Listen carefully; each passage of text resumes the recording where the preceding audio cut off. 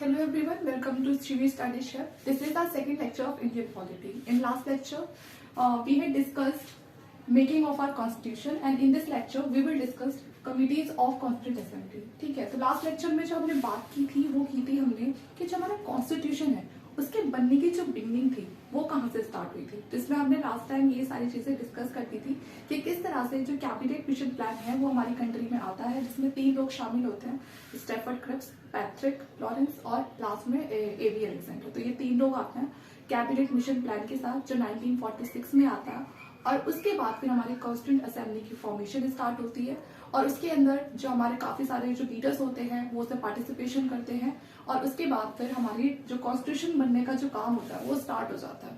अब जब कॉन्स्टिट्यूशन को बनाया जा रहा था तो उसके अंदर काफी सारी जो कमिटीज थी उनकी फॉर्मेशन होती है। तो ये हमारी वही कमिटीज है जो हमें बताएंगी कि किस कमेटी को किसने हेड किया था। ठीक है, तो सबसे पहले यहाँ पर हमारी जो 5 इंपॉर्टेंट कमिटीज हैं जो एग्जाम में हमसे डायरेक्टली पूछी जाती हैं वो 5 मैंने यहाँ पर मेंशन कर दी हैं।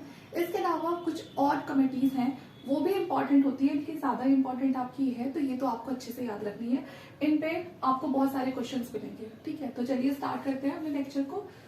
सबसे पहली है इसमें स्टीयरिंग कमेटी। ठीक है, तो स्टीयरिंग कमेटी के जो हेड थे वो थे doctor Rajendra Prasad.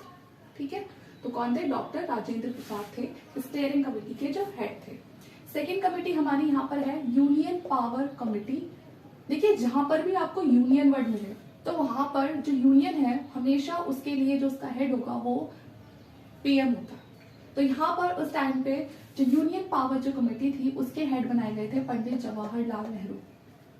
Union constitution committee Pandit Jawaharlal Nehru. तो जहां पर भी यूनियन आ जाए तो यूनियन से तो आपको क्लियर हो जाना चाहिए कि यहाँ पर जो हमारे हेड होंगे वो कौन होंगे? पंडित जवाहरलाल नेहरू।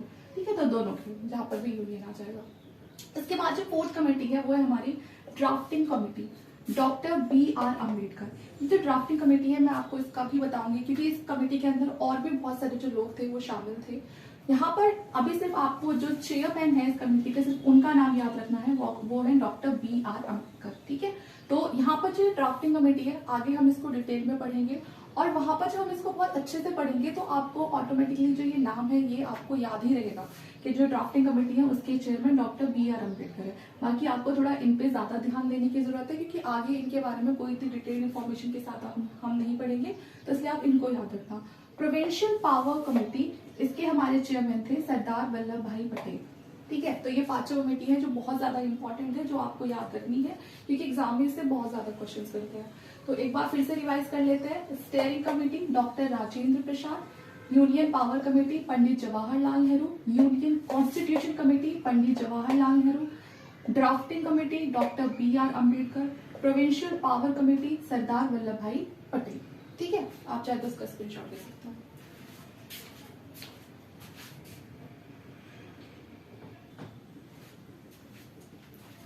अब की हमारी बाकी जो कमेटीज है वो है दूसरी। ठीक है, बाकी जो इम्पोर्टेंट थी वो हम डिस्कस कर चुके हैं। बाकी इम्पोर्टेंट ये भी है, एग्जाम में इससे भी पूछे जाते हैं।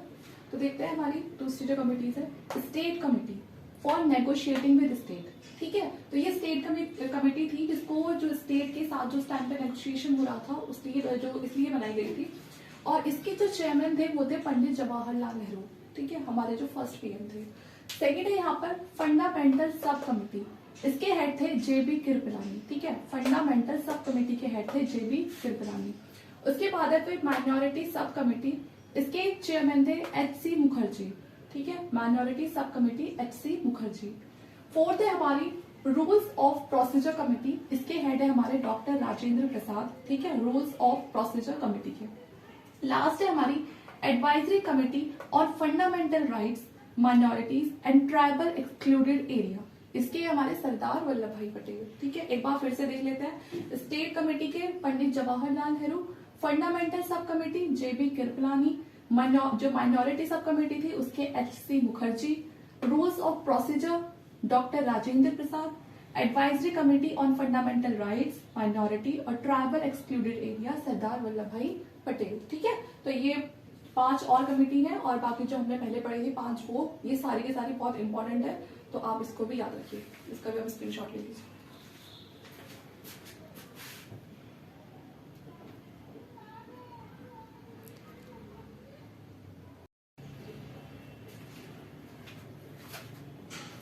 अब हम बात करते हैं ड्राफ्टिंग कमेटी की, ठीक है। तो ड्राफ्टिंग कमेटी में आप देख सकते हैं, इसमें मैंने आपको लास्ट में बताया था कि जो ड्राफ्टिंग कमेटी है वो आपको ऐसे ही याद हो जाएगी, क्योंकि इस पर हम थोड़ा डीपली पढ़ेंगे। तो ड्राफ्टिंग कमेटी भी कॉन्स्टिट्यूएंट असेंबली के लिए ही बनाई गई थी। इसकी फॉर्मेशन की बात करें तो इसकी जो फॉर्मेशन है वो हुई थी 29 अगस्त 1947। डेट काफी इंपॉर्टेंट है क्योंकि डेट पूछी गई है काफी बार।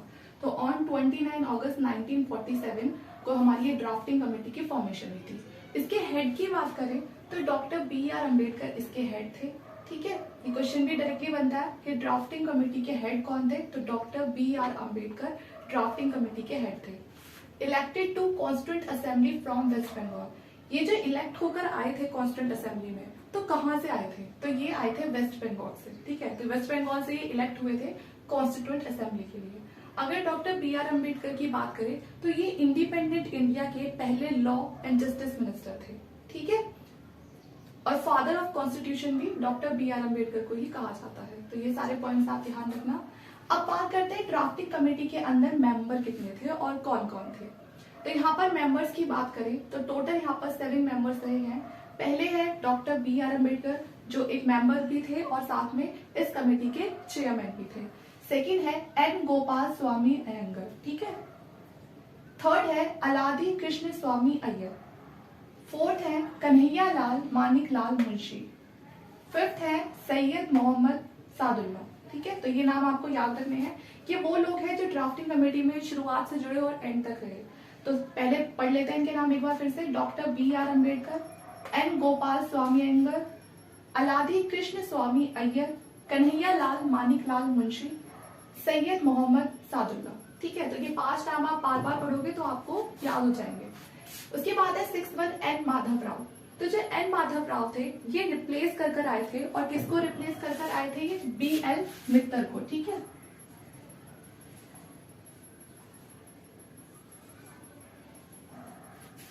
बी.एल. मित्तर को रिप्लेस करके एन माधव राव को बाद में लिया था। हुआ क्या था कि इनकी जो हेल्थ इशू इन्हें कुछ हो गया था, जिस वजह से ये बीमार पड़ गए थे, और फिर इनको हटाकर एन माधव राव को इनकी जगह इस ड्राफ्टिंग कमेटी का मेंबर बना दिया था। 7th की बात करें तो वो थे डी.पी. खेतान, लेकिन इनकी डेथ हो गई थी जब ये ड्राफ्टिंग कमेटी में जब ये काम चल रहा था कॉन्स्टिट्यूएंट असेंबली के अंदर ड्राफ्टिंग कमेटी को लेके जो कॉन्स्टिट्यूशन के ऊपर जो काम चल रहा था, उसे भी जो डी.पी. खेतान थे उनकी डेथ हो गई थी, और फिर इनको रिप्लेस किया था टी.पी. कृष्णाचार्य, ठीक है। इन्होंने इनको रिप्लेस किया था। तो ये सारे नाम है, आप इनको देख लीजिए एक बार। जो हमारी ड्राफ्टिंग कमेटी है बहुत इंपॉर्टेंट है, इसकी डेट भी पूछी जाती है कि 29 अगस्त 1947 को इसकी फॉर्मेशन हुई। इसके हेड डॉक्टर बी.आर. अम्बेडकर थे, जिनको फादर ऑफ इंडियन कॉन्स्टिट्यूशन भी कहा जाता है। ये वेस्ट बंगाल से जीत कर आए थे, इलेक्टेड होकर आए थे कॉन्स्टिट्यूएंट असेंबली के अंदर। हमारे टोटल यहाँ पर 7 मेंबर्स रहे हैं, जिसमें से 2 को रिप्लेस किया गया है। फर्स्ट है डॉक्टर बी.आर. अम्बेडकर, फिर एन गोपाल स्वामी अयंगर, फिर अलादी कृष्ण स्वामी अय्यर, कन्हैया लाल मानिक लाल मुंशी, सैयद मोहम्मद सादुल्ला, एन माधव राव जो रिप्लेस कर आए थे बी.एल. मित्तर को, ठीक है। उसके बाद लास्ट है डी.पी. खेतान जिनकी डेथ हो गई थी, और इनकी जगह आए थे टी.टी. कृष्णाचार्य, ठीक है। तो ये पूरा हमारा ड्राफ्टिंग कमेटी के बारे में है। यहाँ पर हमारा पूरा लेक्चर कंप्लीट हो जाता है। इसके अलावा इसमें ऐसा कुछ और इतना इम्पोर्टेंट नहीं है जो मैं आपको बताऊं, और आगे जो इम्पोर्टेंट है तो आगे के लेक्चर पे सब कवर हो जाएगा, ठीक है। इसके बाद हम पढ़ेंगे कि जो हमारा इंडियन कॉन्स्टिट्यूशन है उसके सोर्सेज क्या है। जैसे कि हमने लास्ट लेक्चर में भी देखा था, मैंने आपको बताया था कि जो हमारा कॉन्स्टिट्यूशन है वो बहुत सारे कंट्रीज के जो लॉ है, जो उनका कॉन्स्टिट्यूशन है, उनको पढ़ के हमने बहुत सारी चीजें अपने संविधान के अंदर शामिल करी हैं। तो वही चीजें हम एक एक करके पढ़ेंगे कि हमारे जो लॉ हैं जितने भी, वो हमने किस किस कंट्री के जो कॉन्स्टिट्यूशन है वहां से उठाए हैं, ठीक है। तो इस लेक्चर के लिए इतना ही। वीडियो आपको अच्छी लगे तो प्लीज लाइक करना, शेयर करना, और ऐसी और वीडियोस के लिए चैनल को सब्सक्राइब कर लेना। Thank you.